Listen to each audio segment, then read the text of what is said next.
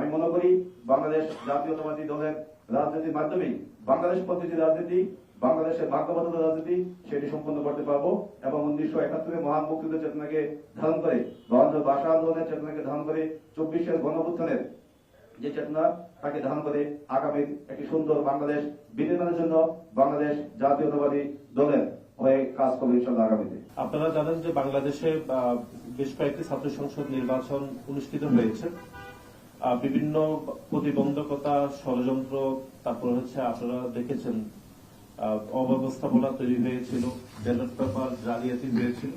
তারপরেও বাংলাদেশ জাতীয়তাবাদী ছাত্রদল আমরা যে 21 শতক উপযোগী যে একটি মেধাভিত্তিক ছাত্র রাজনীতি বিনির্মাণ করার জন্য সদা সচেষ্ট, সেজন্য আমরা সকল ছাত্র সংসদ নির্বাচনে আমরা অংশগ্রহণ করেছি এবং সেখানে প্রত্যাশিত ফলাফল হয়তো বাংলাদেশ জাতীয়তাবাদী ছাত্রদল করতে পারেনি। তারপরেও আমরা সবসময় শিক্ষার্থীদের অধিকারের জন্য আমরা এই প্রক্রিয়াটিকে এগিয়ে নেওয়ার জন্য আমরা ইতিবাচক অগ্রগতি রেখেছি এবং আমরা বিশ্বাস করি যে ছাত্রদল ইনশাল্লাহ ঘুরে দাঁড়াবে এবং যে কোনো ভবিষ্যতে যে কোনো ছাত্র সংসদ নির্বাচনে ইনশাল্লাহ ভালো করার পূর্ণ প্রস্তুতি আমাদের মধ্যে রয়েছে। আমাদের সবার একটি স্থান রয়েছে, সেটি হলো আমরা জুলাই যোদ্ধা।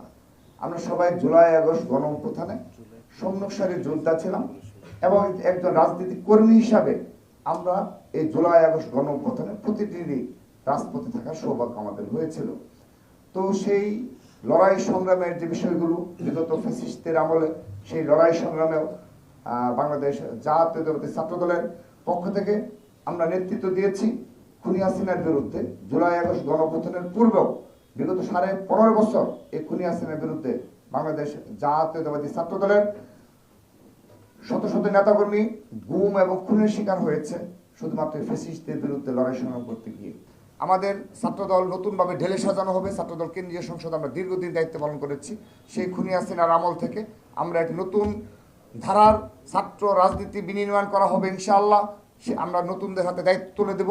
সেক্ষেত্রে অবশ্যই আজকে যে তরুণরা এই ছাত্রদলে যোগদান করছেন তারাও সেই আগামীর নতুন ধারার ছাত্র দলের রাজনীতির গর্বিত অংশীদার হবে এবং নতুনভাবে ক্যাম্পাসে কোনো গুপ্ত রাজনীতি থাকবে না।